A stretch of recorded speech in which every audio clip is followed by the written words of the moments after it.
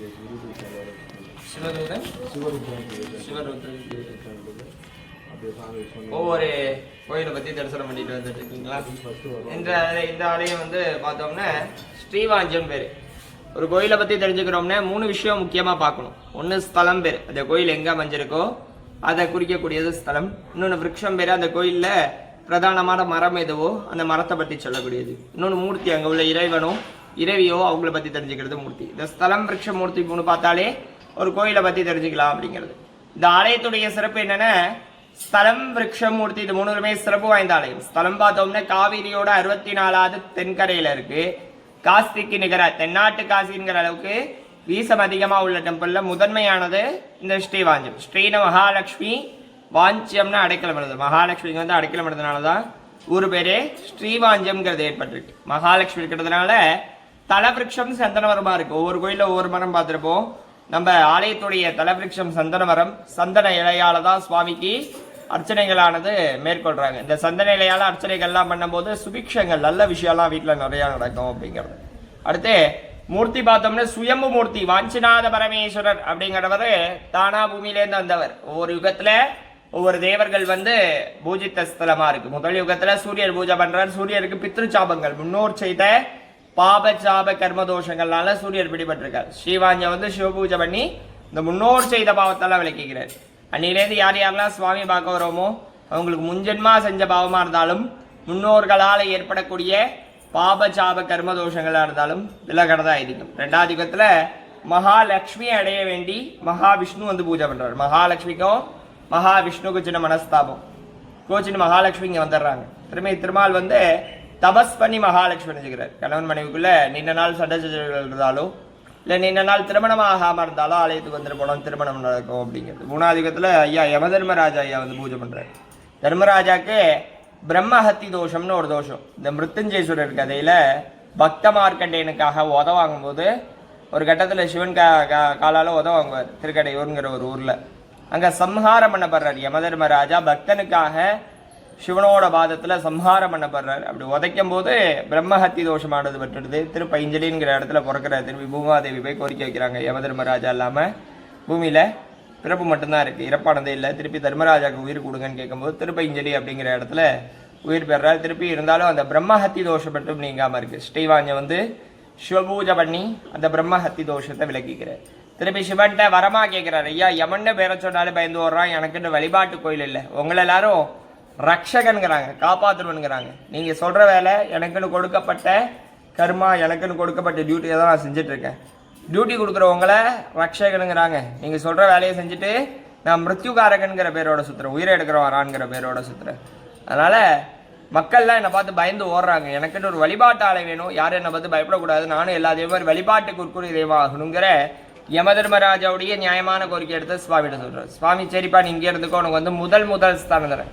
யார் வந்து என்னை பூஜை பண்ண வந்தாலும் சரி உன்னை பார்த்துட்டு தான் வரணும், அந்த அளவுக்கு முக்கியமான இடத்த தரேன். வர பக்தர்களுக்கு யமபயம் யம உபாதனைக்கு என்னுடைய ரூபமா இருந்த ஆசீர்வாதம் பண்ணுங்கிறார். அங்கே சிவஸ்வரூபமா சாந்த ரூபியா யமதர்மராஜா இந்த ஆலயத்துல இருக்கிறதா இதுக்கும். பொதுவாக யமதர்மராஜான எரும மாட்டு மேல ஒரு கையில கதை இன்னொரு கையில பாசகயிரெல்லாம் வச்சுட்டு தான் பார்த்துருப்போம். நம்ம ஆலயத்துல கதையை கீழே வச்சிடறாரு. பாசகயிறை தர்ஜனி முத்திரன் பேரு, ஒழுங்கா இருந்துக்கப்பான்னு காட்டுறது. இந்த ஆள் காட்டி வரல காட்டுறது தர்ஜனி முத்திரன் பேரு.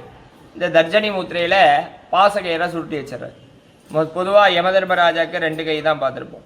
ஒரு கையில கதை இன்னொன்று கையில பாசகயிறு. இங்கே 4 கை சிவஸ்வரூபமா இருக்கிறதுனால திரிசூலம் முடிச்ச கையிலே பாசம் சொல்லக்கூடிய ஒரு ஆயுதம் ஏண்டி சாந்த ரூபமா பக்கத்துல சித்திரகுப்தரோட ஆப்போசிட்ல நந்திகேஸ்வரோட சாந்த ரூபியா யமதர்மராஜா இருக்கார்.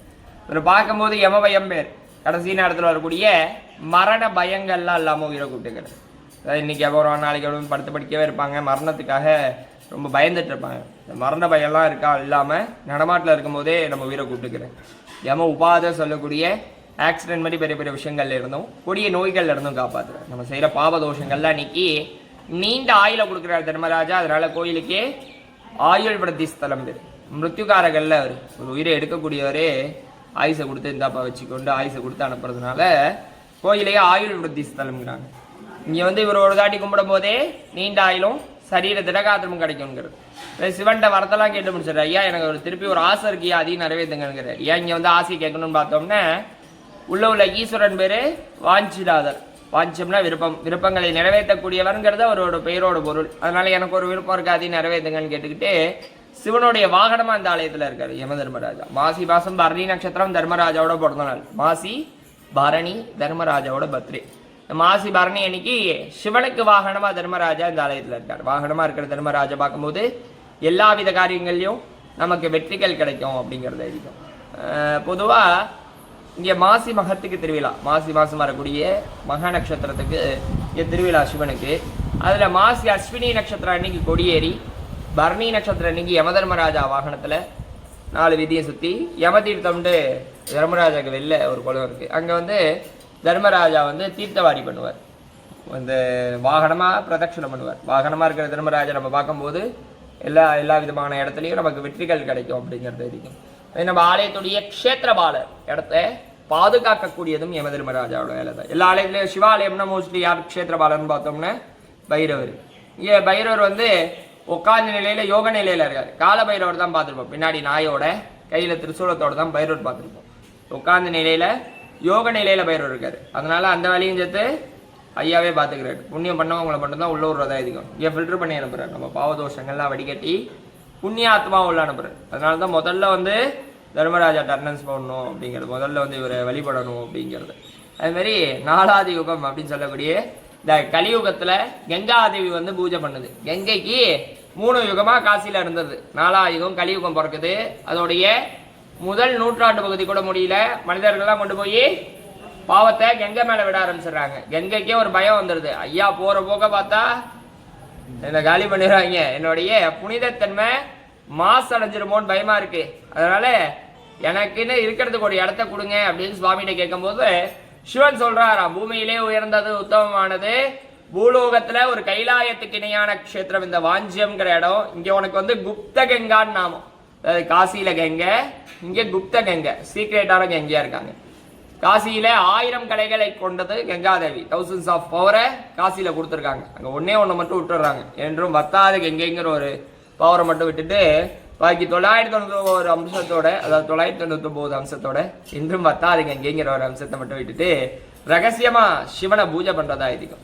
அதனால நம்ம கோயிலுக்கு நம்ம ஒரு தாட்டி போனா காசிக்கு 1000 வாட்டி பலன் என்ன, போயிட்டு வந்ததுக்கு என்ன பலனோ, இங்க ஒரு தாட்டி தரிசனம் பண்ணா காசியில 1000 வாட்டி தரிசனம் பண்ணதுக்குள்ள பலனை வாஞ்சிநாதர் கொடுப்பார். வாஞ்சிநாதர் கீழே மனிதர்களோட ஒவ்வொரு நரமும் எந்திரமா பிரதிஷ்டை பண்ணப்பட்டிருக்கு. டாக்டரால குணப்படுத்த முடியாத வியாதி கூட ஐயாட்ட கிளியர் ஆகிறதா இருக்கு. சமயக்கூறுவர்கள் சந்தானர்கள் சொல்லக்கூடிய 4வராலையும் பாடல்பட்ட ஸ்தலம். கண்ணகிரிநாதர் திருப்புகள் ஏற்றப்பட்ட ஸ்தலம். குறிப்பா சுந்தரமூர்த்தி நாயனார் என்ன சொல்றாரு, ஸ்ரீவாஞ்சம் அடையவல்லாருக்கு ஊழ்வினை நிறைய ஒட்டாதே அப்படிங்கிறார். ஊழ்வினை முன்னோர் செய்த வினைகளும் முன்ஜென்மா செஞ்ச வினைகளும் நம்ம ஒட்டாது அப்படின்ட்டு சுந்தரமூர்த்தி நாயனார் வர்றார்.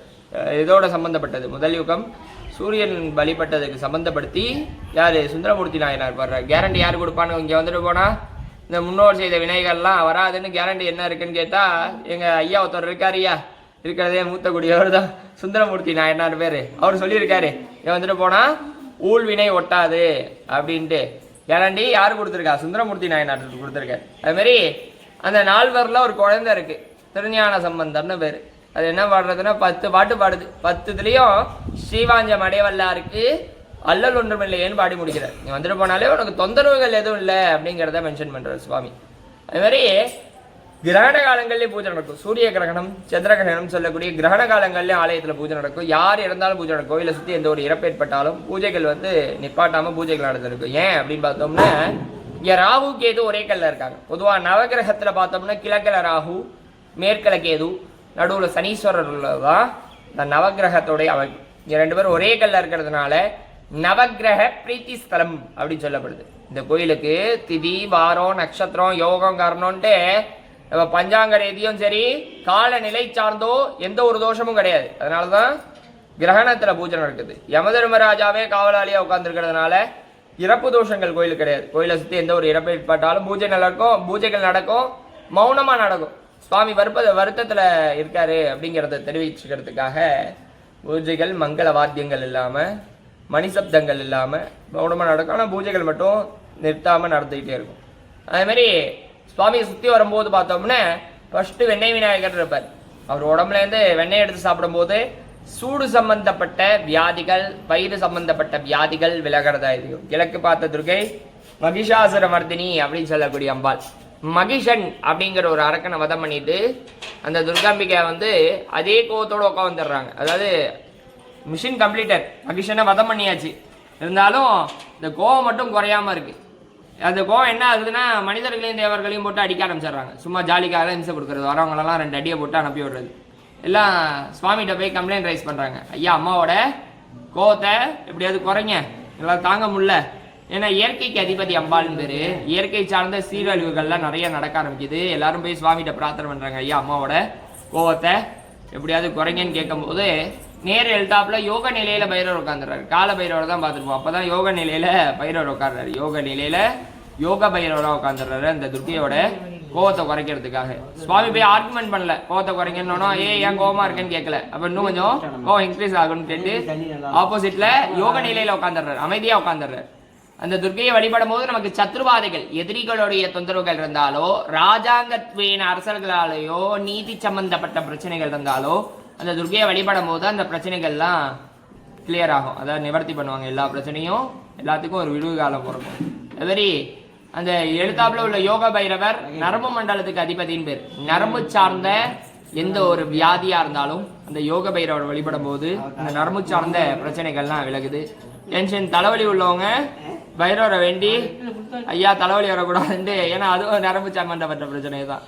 இந்த மாதிரி பிரச்சனைகள் வரக்கூடாதுன்னு வேண்டிட்டு போனா அந்த பிரச்சனைகள் வந்து நீங்கும் அப்படின்னு சொல்லக்கூடியது.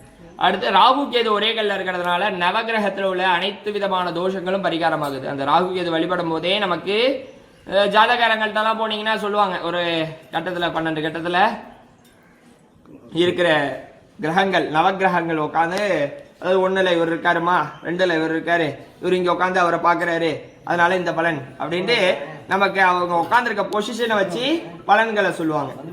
அதாவது இந்த ராகு கேது வழிபடும் போது யார் எந்த இடத்துல உட்காந்துருந்தாலும் சரி, எந்த கிரகம் எந்த நிலையில உட்காந்துருந்தாலும் சரி, நமக்கு நல்ல பலனை மட்டும்தான் கொடுக்கும் அப்படிங்கிறது ஐதீகம். எல்லாம் என்ன சொல்றாங்க, வழிபட்டா போதுங்கிறாங்க. பரிகாரங்கள் அப்படிங்கிறதெல்லாம் இல்லை. பரிகாரங்கள்லாம் இப்ப இடையில ஏற்பட்டது தான். சுவாமியை வந்து வழிபட்டாலே அந்த பிரச்சனைகளுக்கெல்லாம் ஒரு தீர்வு கிடைக்கும், வந்து பார்த்துட்டு போப்பா அப்படிங்கிறாங்க. அது மாதிரி அம்பாள் பார்த்தோம்னா இக்ஷா ஞான கிரியாசக்தின்னு பேரு. மங்களாம்பிகையின் தாயார் பேரு. மங்கள, ஒவ்வொரு மனிதனுக்கும் பிறப்பிலேருந்து ஷண்மங்கலம், 6 விதமான மங்கள செயல்கள் வாழ்வுல உண்டா. பிறப்பிலேருந்து ஏற்பட்டு 60ஆம் கல்யாணம், 80ஆம் கல்யாணம், திருமணம், 90, 100 வரைக்கும் ஷண்மங்கலம் பேரு. 6 விதமான மங்கள செயல்கள் வாழ்வு நடக்குமா. அந்த ஷண்மங்கலத்தையும் கொடுக்கறதுனாலதான் தாயார் பேரு மங்களாம்பிகை அப்படின்னு பேரு. அம்பாள் இக்ஷா ஞான கிரியாசக்தி. காலம்பர துர்கை, மத்தியானம் லக்ஷ்மி, சாயங்காலம் சரஸ்வதி. ஒரே நாள்ல 3 அலங்காரம், 3 சுரூபத்துல அம்பாள் வந்து நமக்கு காட்சி அளிக்கிறாங்க. இந்த 3 சுரூபத்தையும் பாக்குறவங்களுக்கு மாங்கல்ய தோஷங்கள்லாம் இருந்தா விடுபடுத்தான். நார்மலா அம்பாளை போய் நம்ம வழிபடும் போதே மாங்கல்ய பலத்தை அதிகப்படுத்தி தராங்களா அம்பாள். அப்புறம் அவரோட பாடல்ல மறுவார் குழலியுடன் மகிழ்ந்த வண்ணம் திருவாஞ்சத்தில் திகரம் சிவபெருமானின்னு பாடுறார். மறுவார் குழலின்னு அப்பா அம்பாளை மென்ஷன் பண்றாங்க. அம்மாவை மறுவார் குழலின்னு கூப்பிடுறார். மறுவார் குழலியோட தமிழாக்கம் வாழ வந்த நாயகின் பொருளாகும். அம்பாளோட புகுந்த விடாவத பாவனை பண்ணி பாடுறார். சுவாமியோட சுச்சேத்திரமா, அவரோட சொந்த ஊராவே இதை பாவனை பண்ணி அப்பர் அடிகள் வந்து பாடுறார்.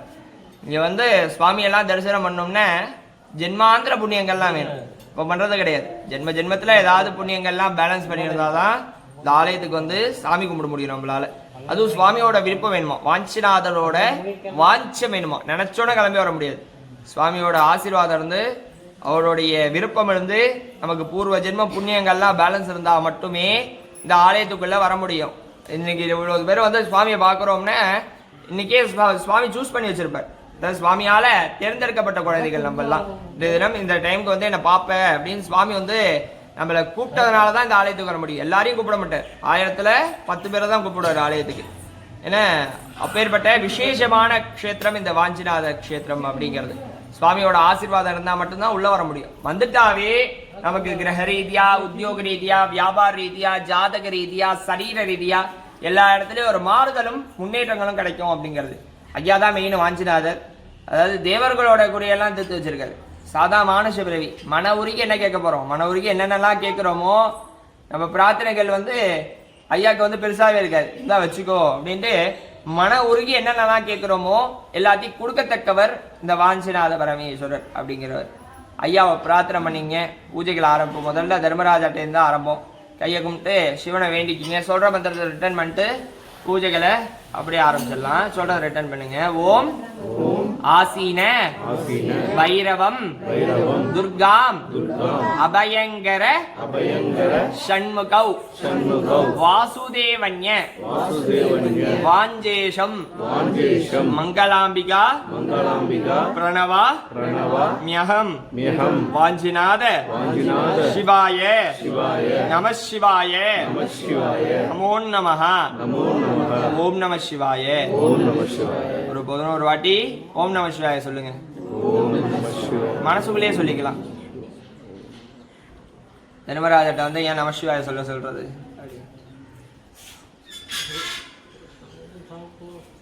கேள்வி இருக்கும், யம தர்மராஜட்ட ஏன் வந்து நமஸ்காரம் ஓம் நம சிவாய சொல்றீங்க அப்படின்ட்டு. அதாவது சுவாமியோட உருவம் தான் வேற, உள்ள இறைங்கிறது ஒண்ணுதான் நமக்கு. அதாவது தர்மராஜா ஃபேன் மலியில சுவாமி கரண்ட் சுவாமி இருந்தாதான் அந்த இடத்துல தர்மராஜா இருப்பார். அதனால எங்க வேணாலும் அந்த ஓம் நம சிவாயங்கிற மந்திரத்தை பஞ்சாட்சரத்தை சொல்லலாம்.